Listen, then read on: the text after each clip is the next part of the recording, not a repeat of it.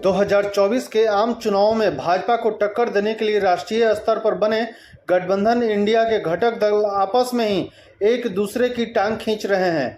पश्चिम बंगाल इस मामले में अव्वल है, क्योंकि वहां एक तरफ वाम दलों और मुख्यमंत्री ममता बनर्जी के बीच टकराव है, तो दूसरी तरफ कांग्रेस और ममता की तृणमूल कांग्रेस के बीच भी नूरा कुश्ती जारी है।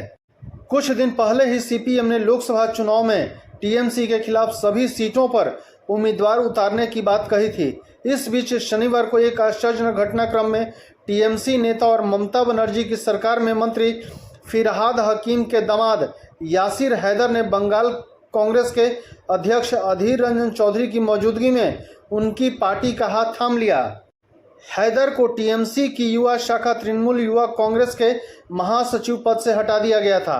अधीर रंजन चौधरी की उपस्थिति में कोलकाता में पार्टी के राज्य मुख्यालय में कांग्रेस में शामिल होते हुए हैदर ने टीएमसी को जबरन वसूली करने वालों की पार्टी करार दिया।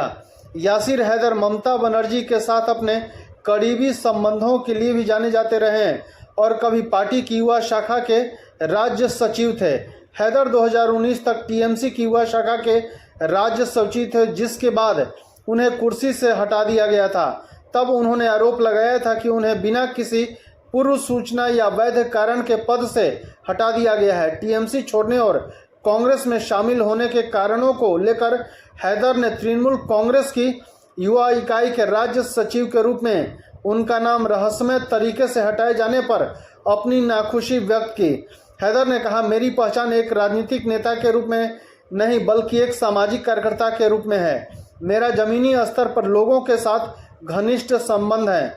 मैं पार्टी के लिए दिन रात काम किया, लेकिन मुझे उसका कोई इनाम नहीं मिला।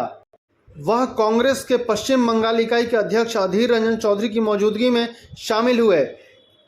राज्य सरकार में मंत्री हकीम ने इस घटनाक्रम को ज़्यादा तवज्जो नहीं दी। हकीम ने कहा, मुझे इस घटनाक्रम से कोई फर्क नहीं पड़ता। मेरा मानना है कि वह दिन दूर नहीं जब कांग्रेस का नाम केवल इतिहास की किताबों में ही मिलेगा।